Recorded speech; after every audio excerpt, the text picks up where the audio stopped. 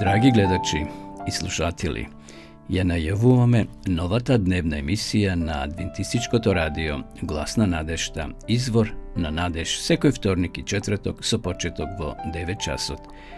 Биете со нас на нашата Facebook страна и на YouTube каналот Адвентистичко радио Глас на надежта.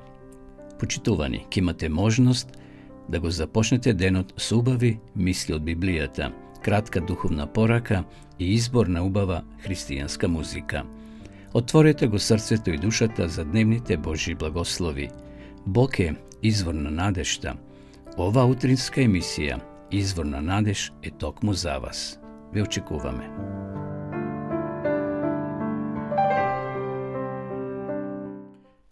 Драги гледачи и пријатели, средечен поздрав од студијето на Адвентистичко радио Глас на надежта од Кавадарци. Ја започнуваме нашата емисија која се емитува во вторник и во четврток со почеток во 9 часот. Емисија која верувам ви се допаѓа, зашто се трудимете да биде, содржински различита, да има и пораки, да има и читање од Библијата, но и духовна порака од Светото писмо. Денешната емисија започнуваме со библиски текст кој го наоѓаме во Псалм 27:14. Надевај се на Господа и биди храбар. Надежта во Бога, драги пријатели, не прави пасивни, туку храбри. Човек кога ја чита Библијата се охрабрува. Ги чита тие библиски херои на верата, кои обстанале вери на Бога, без разлика ни што поминувале во својот живот. Библијата ни дава сила да продолжиме напред дори кога патот изгледа тежок. Има такви примери сега да не ги спомнувам. И за Мојсеј, и за Исус Навин, и Самсон, и така натаму Давид, кога го победил Голијат. Тоа биле големи пречки, но сепак биле храбри, затоа што му верувале на Господа. Кога човек знае дека Бог е со него, може да се соочи со еднината без страв. Кога сме свесни дека е Бог со нас, што и да се случи? Некои завршували со своите животи, но тие биле семе, духовно семе, да се посее, кај што илјадници луѓе подосна ќе се охрабрат и тие ќе тргнат по тој пат да го следат Исуса Христа, како што биле, например, валдежаните, или таму в средниот век, кога многу биле во Европа убиени христијани, затоа што верувале на поразличит начин од традиционалната црква. Но после смртта на тие херои никнале многу обратеници, многу луѓе, илјадници, милиони луѓе се одлучили да го следат Исуса Христа. И затоа Давид вели: надевај се на Господа, не на човек. Човекот е поминлив. Ние сме сите смртни, денес сме, утре не сме, но Бог е постојан и вели: биди храбар. Надежта во Бога не прави пасивни, туку не прави храбри. Нека и овој ден кој е пред нас, драги гледачи, драги пријатели, Бог да биде наша карпа, наша сила и наша надеж. Одеме сега да ја слушнеме молитвата Оче наш. Оче наш, кој си на небесата, да се свети името Твое, да дојде царството Твое, да биде волјата Твоја како на небото, така и на земјата. Лебот наш насушен дај ни го денес и прости ни ги долговите наши, како што им ги проштаваме и ние на нашите должници. И не воведи во искушение, но избави не од лукавиот, зашто Твое е царството и силата и славата во сите векови. Амин.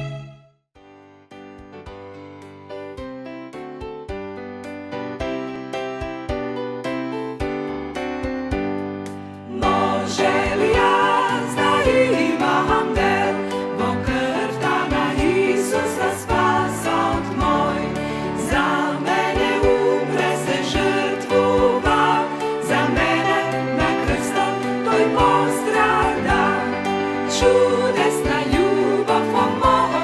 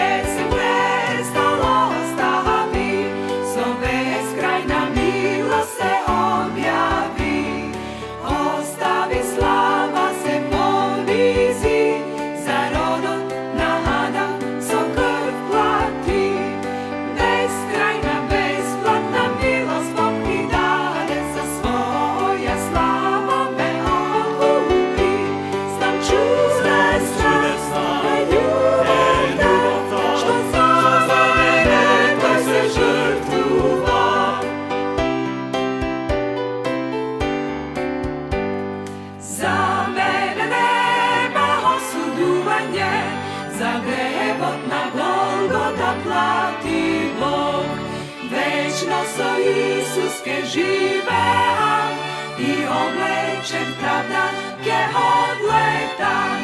Храбро пред Божиот престол ја стојам и круна на слава ке добијам. Знам чудесна е љубовта, што за мене тој се жртвува.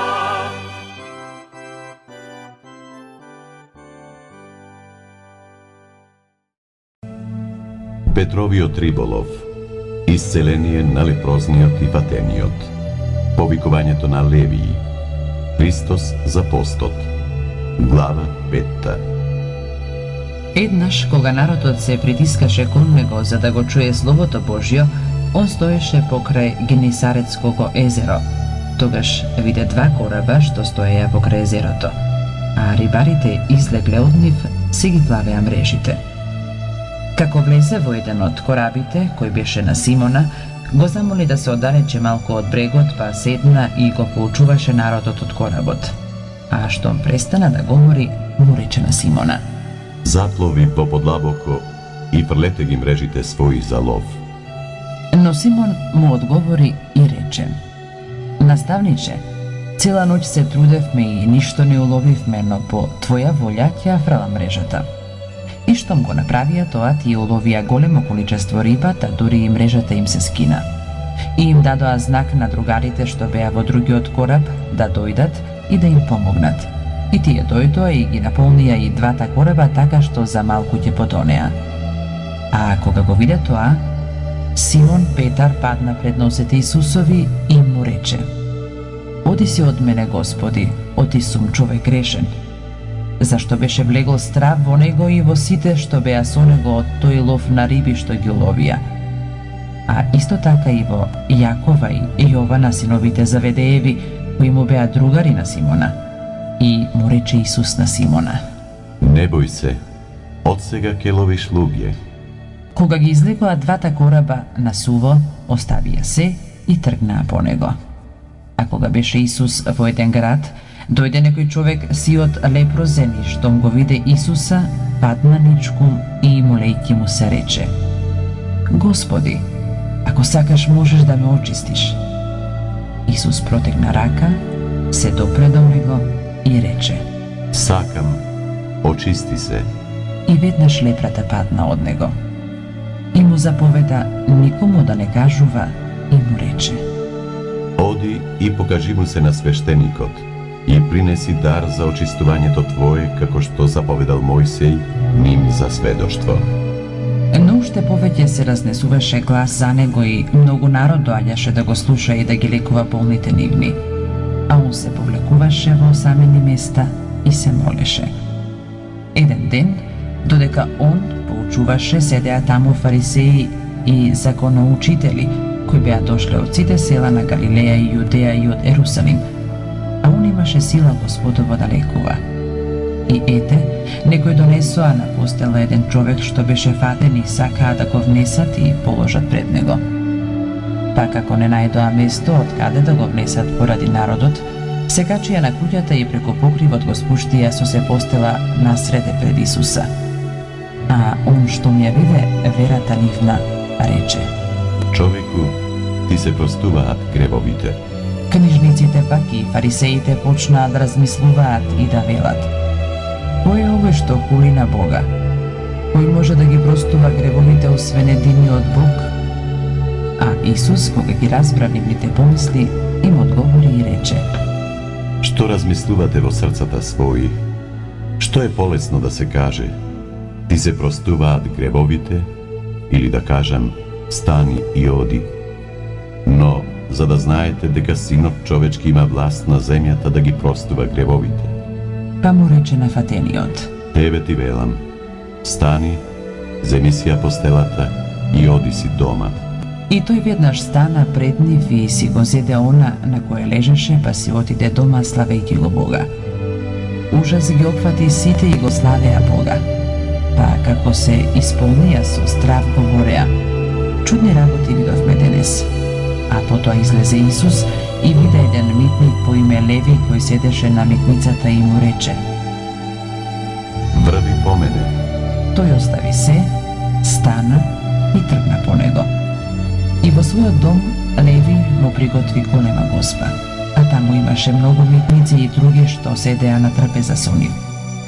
Книжниците пак и фарисеите негодуваа против него и им говореа на учениците негови: зошто со митници и грешници јадете и пиете? Исус им одговори и рече: Здравите немаат потреба од лекар, но болните. Не сум дошол да ги повикам праведните на покаяние, туку грешните. А тие му рекоа: зошто учениците Јованови поста често и се молат како и фарисејските, а твоите јадат и пијат? Он им рече: Зар можете да ги натерате сватовите да постат додека е со нив младоженецот? Но ќе дојдат дни кога ќе се оддели од нив младоженецот и тогаш во тие дни ќе постат. Им ја кажа и оваа парабола: Никој не пришива на стара облека крпа од нова облека. Оти и новата ќе се отпара, а и на старата не и прилега нова крпа. И никој не налива ново вино во стари мевови, зашто новото вино ќе ги рассепи мевовите, и тоа ќе истече, а и мевовите ќе се упропастат. Но ново вино треба да се става во нови мевови, па така ќе се запази и едното и другото. И никој, откако пил старо вино, нема да побара ново, оти вели: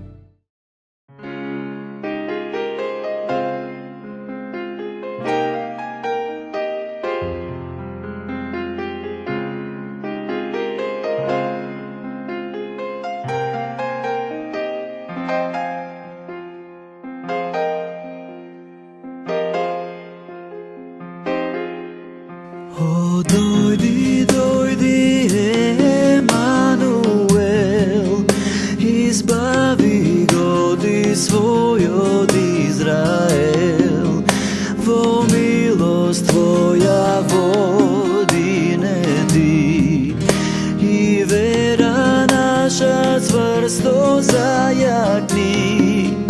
О, дојди Ти, Емануел, и спаси го Ти својот Израел. Се спушти сам со слава ангелска, ни покажа Ти мудрост небесна. По патот сега води неди, и славен биди во векови. О, дојди Ти, Емануел, и спаси го Ти својот Израел.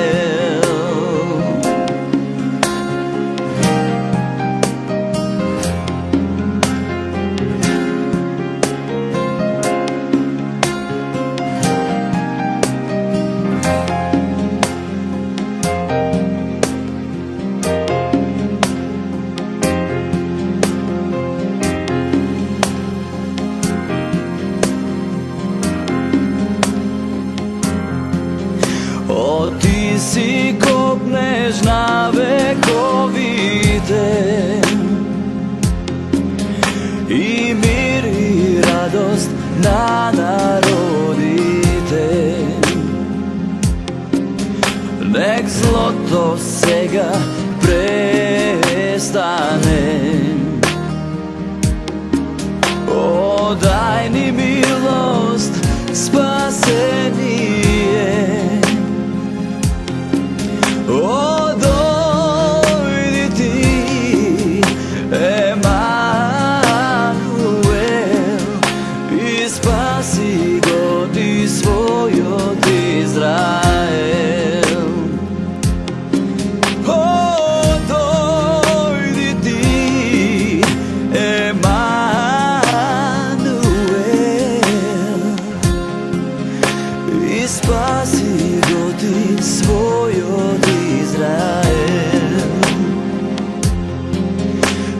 спаси го ти својот Израел.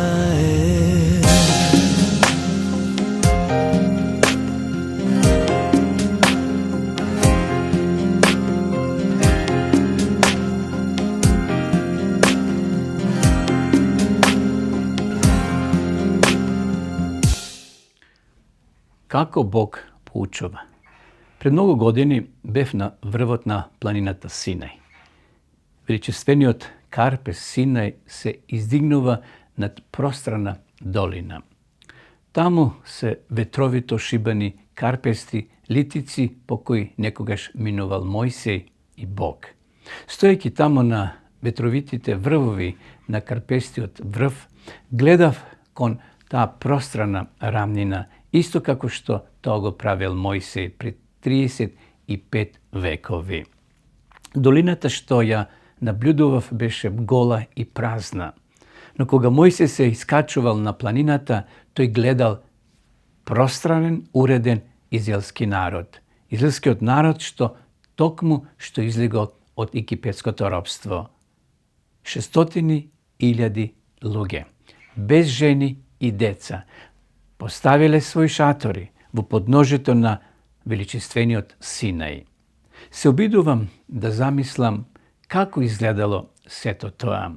Се обидувам да замислам зашто размислувал млад човек по име Халев додека лежел буден во едно од тие студени пустински ноки, оживувајќи возбудливи сеќавања од последните негови месеци. Зашто навистина во еден од тие шатори бил Халев? А тој бил човек со голема вера, вели Библијата. Животот на Халев до неодамна бил тежок, живот на обичен роб во Египет. Деновите за неговиот народ биле исполнети со страдање, досада и очај. Изгледало дека никогаш нема да се ослободат. А потоа тоа изненадно се случило низ Божји казни над Египет, што следеле со голема брзина и тие биле слободни. Веднаш по драматичниот излез од Египет следел чудесниот премин преко Црвеното море и уништувањето на египетската војска во самото море. Никогаш нема да ја заборави песната на победата што ја пеел тој ден како извирала од огромното израелско множество, резонирајќи преку пустината и морето и одзвонувајќи низ планините во слава на големиот Бог. Штом тргнале од Црвеното море, пред нив се појавил, вели Библијата, столб од облак. Облак што од страната на непријателот бил темен, а од нивната страна светел, а кон израелците светел на целата нивна патека. Било тешко да се најде вода во сувата земја низ која патувале, а залихите на храна почнале полека да се намалуваат. Патувале веќе 1 месец кога за прв пат камповале. Некои покрај чудесното Божјо водство почнале да се жалат и да негодуваат. Тогаш Бог почнал да им испраќа од небото мана, небесен леп. Кога повторно се сместиле крај Рафидим и кога им била потребна вода, Бог направил ново чудо. Му рекол на Мојсей да удри во карпата и водата потекла од карпата, вели Светото писмо. Да, морал да помисли Халев, беше тоа возбудливо, навистина, возбудливо патување. Напуштајќи го Рафидим, пак тргнале по облакот, преку пустите долини, на горнини, каменисти, клисури и пешачни пустини. Понекогаш пред нив се издигале карписти планини, како огромни бедими во средината на патот. Но секогаш постоел друг премин, секогаш се појавувала нова долина. Било тоа додека минувале низ еден од длабоко урнатите тешки премини. Каков само поглед, се прашувал и размислувал Халев. Меѓу карпестите литици што се издигнале стотици метри високо, од двете страни колку што окото се протегало, се виткала како жива река израелската војска од луѓе, стока и стада. А потоа, изненадно пред нив, во целата своја свечена величина се издигнала огромна планина Синај. Облакот на Божјата слава застанал на врвот, а луѓето во долината, во подножјето на планината, ги подигнале своите шатори. Таму ке бил нивниот дом, речиси, цела година. Огнен столб што се појавувал ноќе бил гаранција за Божјото присуство. Додека спиеле, лебо тивко пагел на земјата од небото. Каков прекрасен Бог им слушал. Следните денови биле исполнети со многу чуда. Халев никогаш нема да заборави како самиот Бог слегол на планината пред нив и како таа се димела и тресела од неговите чекори.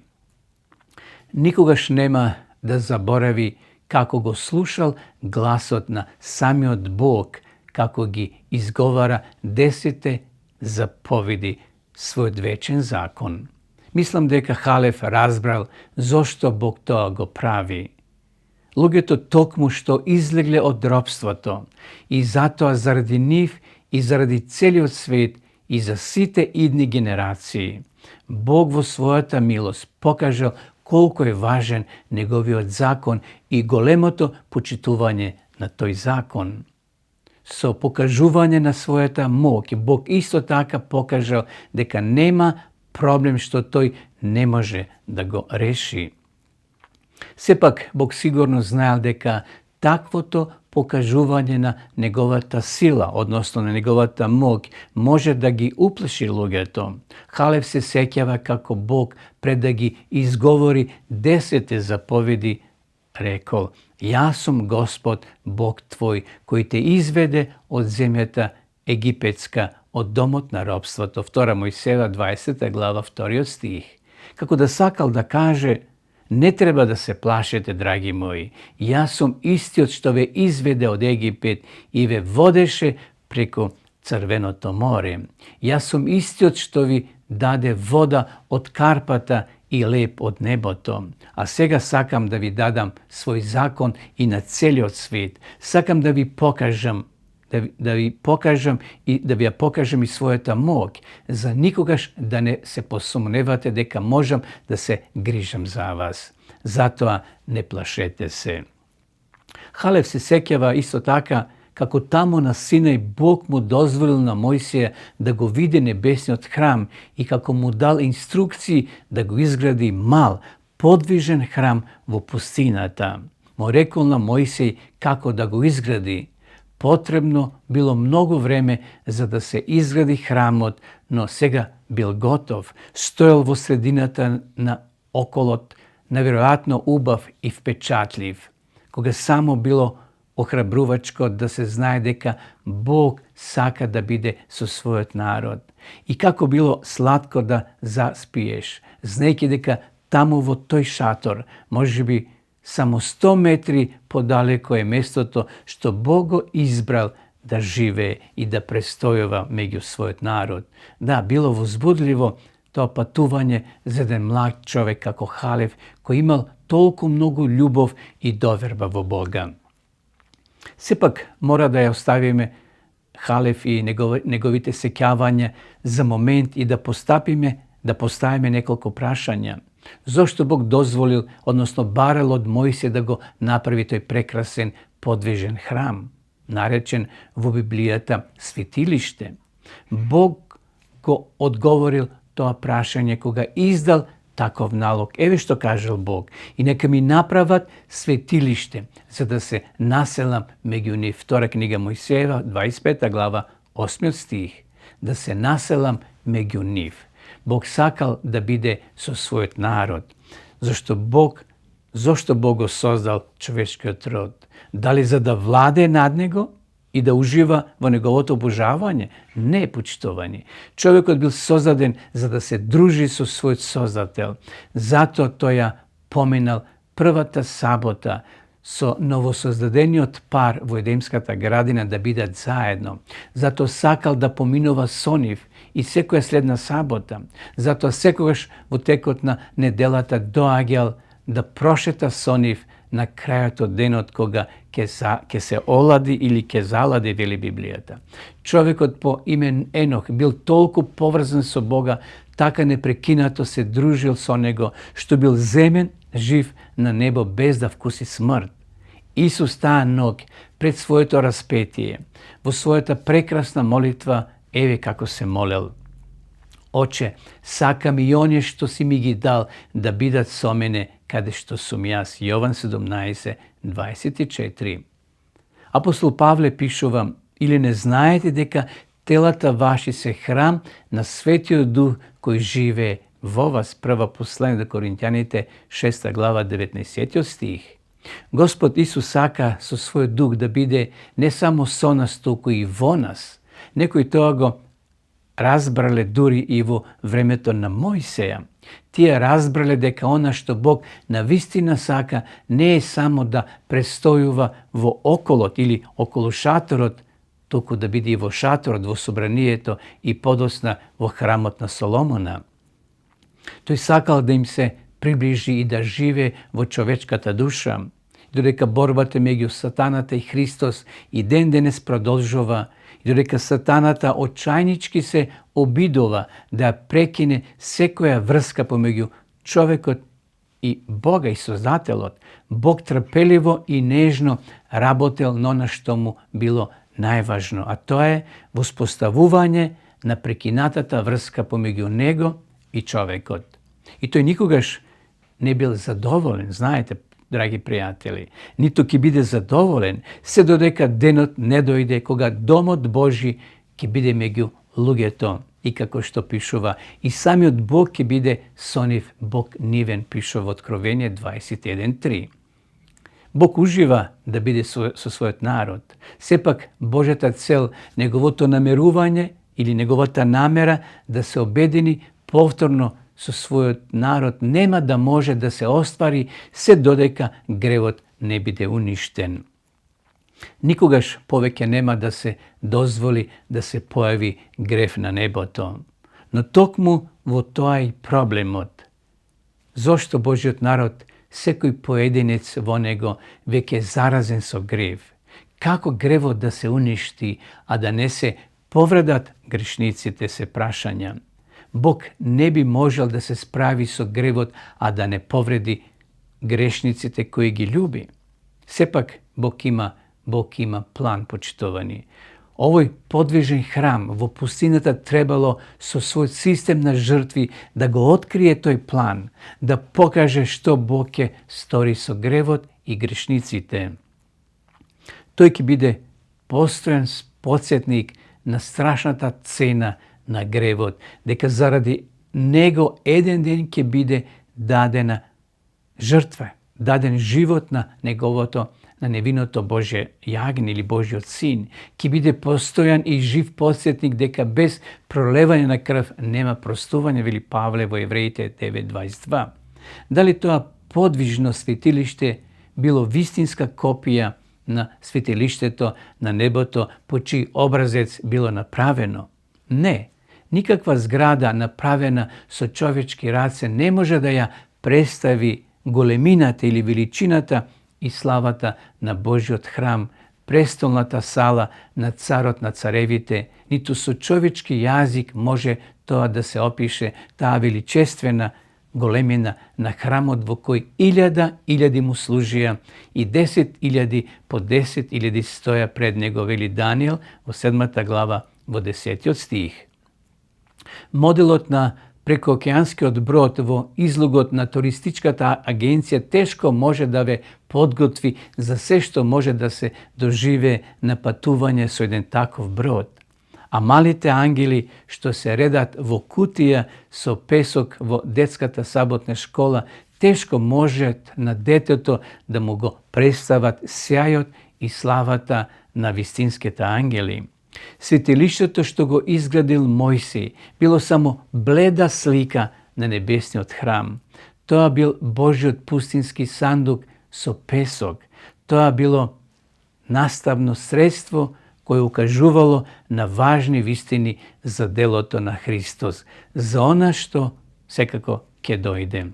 Тој како првосвещеник еден ден ќе го прави на небото за нас. Не сме ние ни свесни, не сваќајте го тоа погрешно.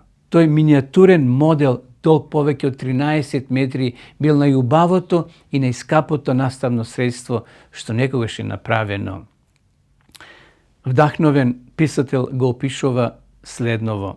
Нема зборови со кои може да се опише славата и убавината на призорот на таа гледка што го пружала внатрешноста на светилиштето, позлатени ѕидови на кои се гледал одзвонот на светлината од златниот свекњак и раскошните преливи на бои од богатство изразени завеси, со нивните блескави ликови на ангели, стол, значи маса, кадилница, се тоа било облиено со злато, а зад завесата светел ковчег со тајанствени херувими, над кои лебдел свет облак на слава, видливо откровение на Божјето присуство. Сето тоа било само слаб одзвук на славата на Божјиот храм на небото, големото светилиште на неговото дело за искупување на човекот, пишува Елена Вајд во книгата Патријаси пророци. Се во врска со зградата и службата во неа имало посебно значење. Интересно е тоа да се проучи, почитувани пријатели. Прекрасен и сажет опис на светилиштето, работите во него, како и службите што се одвивале таму заедно со нивното значење, можете да најдете во Новиот Завет, во посланието на апостол Павле до евреите, 8 глава, 9 и 10. Да не заборавиме, Бог не се интересирал за самите работи во светилиштото. Бог не бил толку заинтересиран за животните, за дрвото и огнот, за раскошните извезани зависи, за сјајот на златото, туку за кого Бог бил заинтересиран? За луѓето кои без Него би останале без надеж. Делата и настаните представени во оваа долготрајна школа во пустината требало да помогнат во воспоставување на прекинатата врска, градење на нови односи, градење на нарушениот однос. Светилиштето не било направено за луѓето да се чувствуваат задоволни сами со себе. Никој не може да чувствува задоволство додека истовремено го крева ножот за да убие невино јагне, знаејќи дека гревот што тој го сторил еден ден ќе му го одземе животот и на Исус, Божето јагне. Центарот на службите во светилиштето го представувало Божето јагне.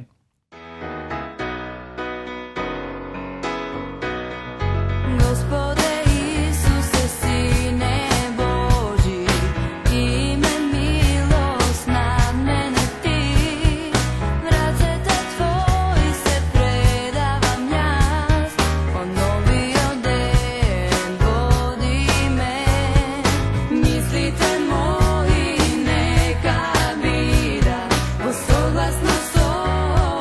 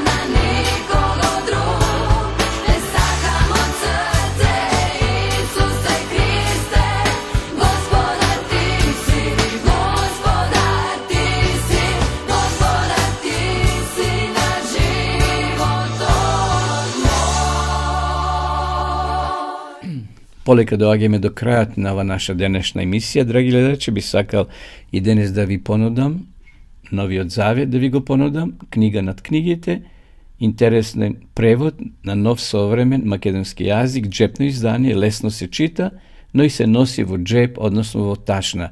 Доколку имате потреба, еве ви нудиме бесплатна книга, Новиот Завет, книга над книгите. Пишете на нашиот телефон, ваша адреса, ваши податоци, а ние ќе ви испратиме по пошта. Доколку сакате да изучувате Библијата, подлабоко, пошироко, еве ви нудиме онлайн, значи преку интернет, не мора да дојдете во пошта, да праќате писма, па да добивате, едноставно во вашето електронско сандаче ќе добивате порака и неколку прашања на кои треба да одговорите и така постепено ќе навлегувате се повеќе и повеќе во овие насоки или подречја што дописата Библиска школа ви ги нуди. Да ја видиме сега и самата реклама.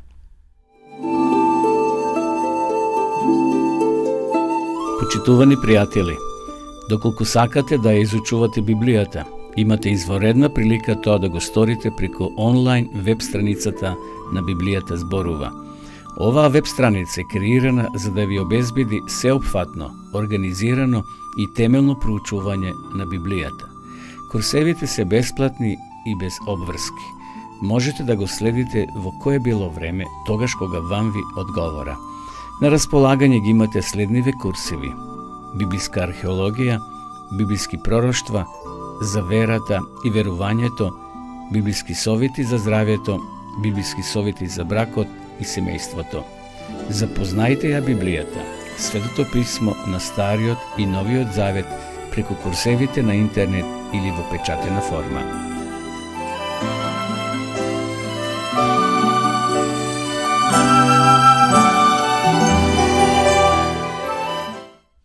Еве на самиот крај, драги гледачи, на ова наша денешна емисија Извор на надеж, емисија која се емитува во вторник и во четврток со почеток во 9 часот.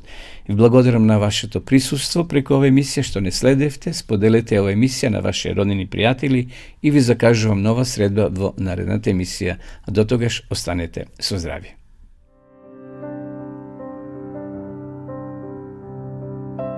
Драги гледачи и слушатели, ја најавуваме новата дневна емисија на Адвентистичкото радио Глас на надежта, Извор на надеж, секој вторник и четврток со почеток во 9 часот. Биете со нас на нашата Facebook страна и на YouTube каналот Адвентистичко радио Глас на надежта. Почитувани, ќе имате можност да го започнете денот со убави мисли од Библијата, кратка духовна порака и избор на убава христијанска музика. Отворете го срцето и душата за дневните Божји благослови. Бог е извор на надежта. Ова утринска емисија, Извор на надеж, е токму за вас. Ве очекуваме.